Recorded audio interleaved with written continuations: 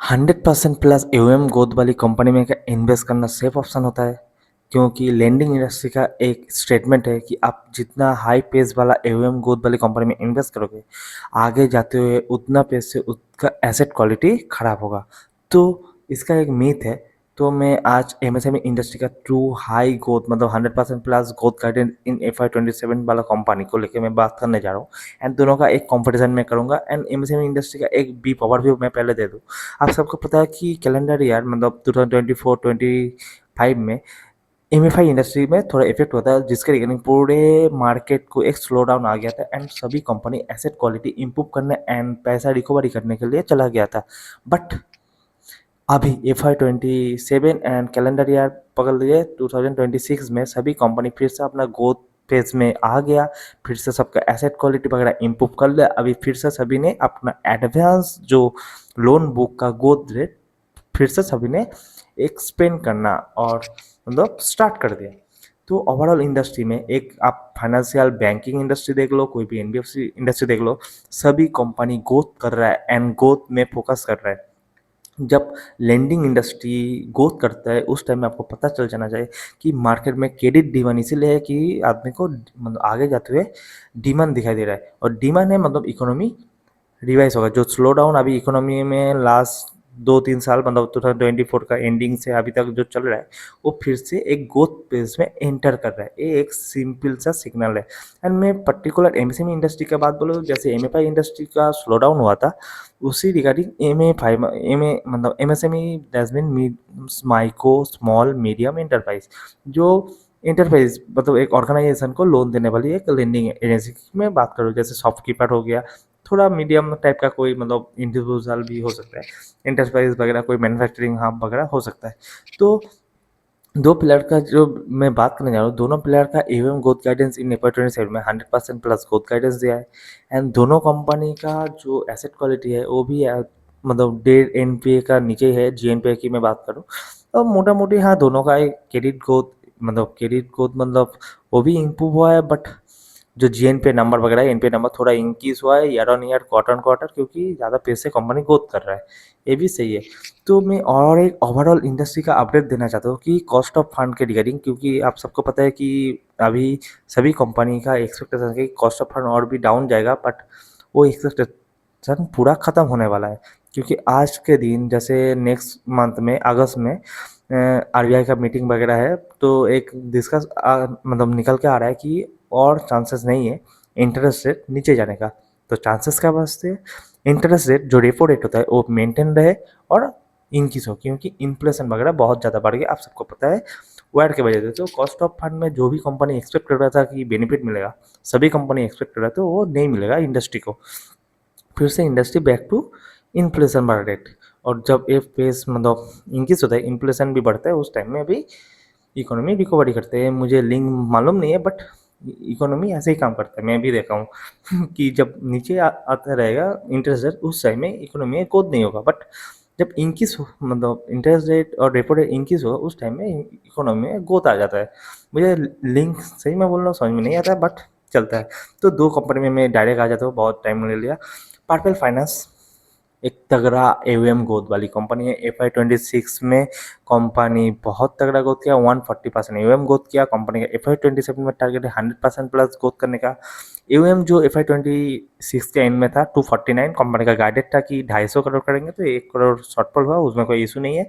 और कंपनी क्योंकि 500 करोड़ जो एवीएम टारगेट कर रहा है और उसको भी फंडेड कर लिया कंपनी FY 26 में, जो वारंट इशू वगैरह किया था उसके रिगार्डिंग 100 शेयर मतलब कंपनी को मिलेगा इन FY 27 में। एंड कंपनी उसी पैसे को यूज़ करके कंपनी ग्रोथ मेंटेन करेगा। बट कंपनी का 80 शेयर एज पर FY 26 के हिसाब से कंपनी का को लेंडिंग से भी मतलब बिजनेस आता है, और कंपनी को लेंडिंग भी करता है, अपना बुक में भी प्रोवाइड करता है, मतलब ऑन बुक ऑफ बुक हो गया। एंड कंपनी का हाँ GNPA नंबर बहुत ज़्यादा बड़ा है। लास्ट क्वार्टर में quarter on quarter GNPA 20 BPS and NNPA मतलब 7 BPS इंक्रीज हुआ है। तो एक हाई ग्रोथ पेस वाला जो कंपनी होता है उसमें थोड़ा प्रॉब्लम होता है, आपको एनपीए वगैरह थोड़ा एसेट क्वालिटी थोड़ा मतलब इम्प्रूव मतलब थोड़ा इंक्रीज होता है। बट उतना ज़्यादा इफेक्ट नहीं होता है, क्योंकि आप जितना पैसे ग्रोथ करोगे उतना पैसे आपका एनपीए खराब ना हो तभी चलेगा। तो कंपनी ओवरऑल बहुत अच्छा किया है। एंड कंपनी का जो ओवरऑल ग्रोथ गाइडेंस भी है, वो भी खास है, कंपनी मेंटेन कर रहा है। हाँ, कंपनी कोई कॉन कॉल वगैरह नहीं करता है, इन्वेस्टर के लिए थोड़ा प्रॉब्लम होता है, बट कंपनी पेज रिलीज में अपना फुल डिटेल्स वगैरह प्रोवाइडेड करते हैं, उससे आपको फुल इन्फॉर्मेशन लेके आपको प्ले करना है। एंड सेकंड जो कंपनी है वो है रिगेसी फिनकॉर्प। तो रिगेसी फिनकॉर्प वो भी एक एम कंपनी है, मतलब लेंडिंग कंपनी है, बट उसका बहुत ज़्यादा प्रोडक्ट मिक्स है, एमएसएमई है, डिजिटल लेंडिंग है, सिक्योर अनसिक्योर बहुत सारा मिक्स है। बट कंपनी का जो FY26 में कंपनी का एक एम ग्रोथ 45% का अप्रॉक्स ग्रोथ किया था, एंड पैट ग्रोथ किया था थोड़ा 37 कुछ किया था। तो कंपनी मोटा मोटी FY27 में कंपनी का जो टारगेट है, अभी का एम है 261 CR, बट FY27 में कंपनी टारगेट कर रहा है कि 500 CR टू 550 CR एम। तो कंपनी जब टारगेट, कंपनी का अभी दो बहुत कंपनी का लॉन्ग टर्म प्लान है, वो मैं आगे जाते हुए बोलूँगा। तो कंपनी FY27 में मैं फोकस करता हूँ। तो कंपनी का कहना था कि ये जो ग्रोथ आने वाला है ये purely depend by fund raise होगा 150 CR का इन FY27 में, जिससे कंपनी को मतलब कैश रखने में हेल्प होगा, एंड कंपनी को एम ग्रोथ इंक्रीज करने के लिए भी वही फ्यूल देगा। तो ओवरऑल में जितना देगा, इसका भी एसेट क्वालिटी 9.9% GNPA है एंड 7 पॉइंट समथिंग NNPA है। हाँ, year on year quarter on quarter increase हुआ है, क्योंकि कंपनी पेस से जा रहा है, एंड आगे जाते हैं, क्योंकि कंपनी जितना गाइडेड दिया उतना पेस से अभी तक ग्रोथ नहीं किया, बट कंपनी का मैनेजमेंट जब कह दिया दैट्स मीन कंपनी ग्रोथ कर, एंड हमको जितना अभी तक डिटेक्शन लग रहा है कि हाँ कंपनी ग्रोथ फेज में एंटर कर रहा है, क्योंकि बहुत ज़्यादा NCD वगैरह कंपनी इशू कर रहा है, एंड कंपनी अपना ग्रोथ नंबर को और जो गाइडेंस है उसको अचीव करने के लिए कंपनी काम कर रहा है, जो दिखाई दे रहा है मार्केट में। आप कंपनी को अपडेट वगैरह टैग करोगे तो दोनों कंपनी हो गया MSME, एंड दोनों कंपनी 100% से ग्रोथ गाइडेंस दे रहा है। तो इसमें कंपेरिजन में क्या करूँ, तो कंपेरिजन में आगे स्टार्ट करता हूँ। पर्पल फाइनेंस का एवरेज टिकट साइज है 6 लाख, बट रेगेसी का 35 to 45, and purple finance pure MSME secure lending business है, मतलब पूरा सिक्योर, उसमें कोई अनसिक्योर का पोर्शन नहीं है। बट रेगेसी का FY26 के मतलब regarding 61% secure MSME, 24% unsecure MSME, and rest is the digital lending personal loan वगैरह बोल दीजिए। तो कंपनी का कहना था रेगेसी का FY27 में कंपनी टारगेट कर रहा है 75 to 80% MSME secure lending. That's mean product mix change, company का इंटरनली प्रोडक्ट में एक्सचेंज हो रहा है, एंड 20% डिजिटल मतलब पर्सनल लोन वगैरह में कंपनी का प्लान कर रहा है। तो that's mean good, okay, but company को मतलब अभी इंटरनल भी थोड़ा प्रोडक्ट मिक्स चेंज हो रहा है, अनसिक्योर को पूरा डाउन करना है, एंड सिक्योर पोर्शन को इंक्रीज करना है। तो ओवरऑल ठीक है, कंपनी बहुत अच्छा करे, प्रोडक्ट मिक्स चेंज होगा तो उसमें भी एसेट क्वालिटी इंप्रूव करने का चांसेस है, क्योंकि सिक्योर में NPA नंबर कम होने का चांसेस है, ज़्यादा अनसिक्योर में खराब होने का। तो लेकिन एक कंपैरिजन आपको दिखाई दे रहा है कि टिकट साइज में दोनों में बहुत ज़्यादा अंतर है। एक का 6 लाख में आपको समझ में आ रहा है कि वो मेनली माइक्रो सेगमेंट में काम कर रहा है, इसलिए उसका इतना कम है। और जब 35-45 लाख का मैं बात कर रहा हूँ, उस टाइम में आपको बोला वो मीडियम रेंज में अप्रॉक्स स्मॉल मीडियम रेंज में, मतलब स्मॉल सेगमेंट में आप बोल सकते हो कि वो काम कर रहा है। एसएमई मतलब एसएमई का सेगमेंट आप बोल सकते हो कि लेगेसी के लिए। तो ओवरऑल में जितना कंपनी कर रहा है, एंड FY27 में लेगेसी का जो प्लान है ब्रांच एक्सपेंशन डबल करने का, एंड अभी 23 ब्रांचेस है, उसको 50 ब्रांचेस तक लेके जाने के लिए। एंड कंपनी का ओवरऑल जो एक्सपेक्टेशन है, कंपनी एक लंबा ग्रोथ गाइडेंस दे रहा है FY30 तक 3000 CR का रेवेन्यू मतलब AUM बहुत तगड़ा है। मतलब आप हर एक साल कंपनी का जो प्लान है वो 100% ग्रोथ करते करते जाने का। तो मुझे लग रहा है कि यहाँ से कंपनी बहुत बड़ा बन सकता है, क्योंकि कंपनी का जो मतलब सोच बहुत बड़ा है, एंड आज के AUM सिर्फ है 250 CR, कंपनी FY27 में बोल रहे 500 CR, एंड कंपनी FY30 में बोल रहे 3000 CR AUM। तो आप समझ सकते हैं अपॉर्चुनिटी पूल कितना है। हाँ, कंपनी का एसेट क्वालिटी थोड़ा खराब हो सकते हैं, क्योंकि जब इतना पैसे आप इंक्रीज करोगे उस टाइम में थोड़ा प्रॉब्लम हो सकती है। बट मुझे जो लग रहा है जो ग्रोथ फेज में एक बार एंटर करेगा उसको मतलब बिना ग्रोथ वाला फेज पसंद नहीं होगा। हाँ, बट लैंडिंग इंडस्ट्री में क्या होता है, एसेट क्वालिटी सबसे ऊपर होती है, क्योंकि आपका एसेट क्वालिटी खराब करके आप लैंडिंग करोगे तो कोई बेहतर चीज़ नहीं है। आपको एसेट क्वालिटी मेंटेन करके आपको लैंडिंग करनी चाहिए, दैट सेल्फ।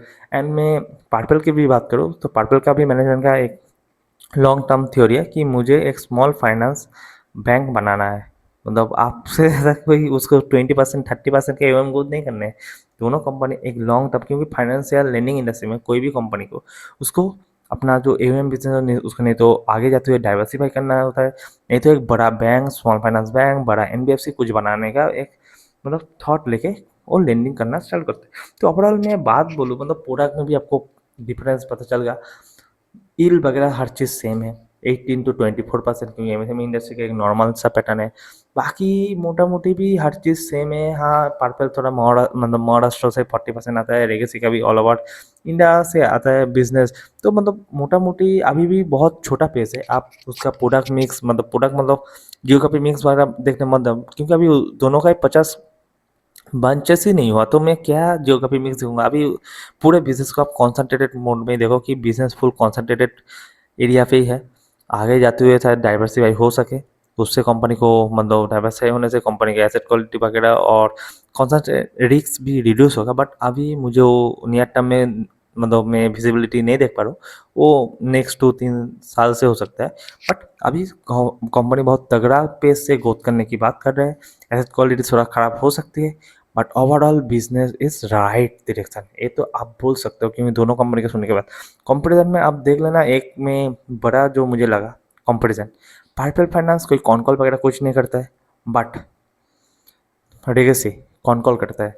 हाँ, दोनों का मतलब पर्पल का मैं बात करूँ, आरओए गाइडेंस, लेवरेज जो टारगेट है वो भी इम्प्रूव मतलब और भी इंक्रीज करके आरओई इंक्रीज करने का प्लान है। पार्पल का भी आरओए में 1 पॉइंट अभी समथिंग कुछ है, उसको 2.5-3% लेके जाने का प्लान है। लेवरेज 1.21x है, उसको 2.5x लेके जाना है। तो दोनों कंपनी में अभी स्कोप बहुत ज़्यादा है, आपको सिर्फ प्ले करना है। प्राइस टू बुक वैल्यू से आप कंपेयर मत करो, एग्जीक्यूशन से आप कंपेयर करो।